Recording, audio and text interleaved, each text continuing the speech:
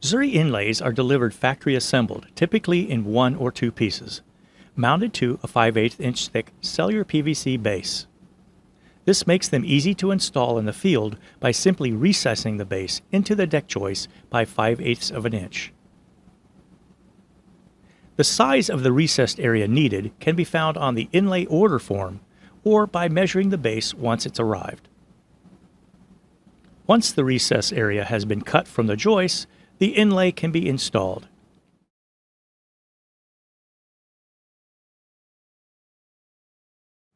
Use weather-resistant deck screws at approximately 12 to 16 inch spacing. Next, use Zuri End Coat to coat the areas of the base that may be visible once the deck boards are installed. And finally, install the Zuri deck boards, cutting around the inlay.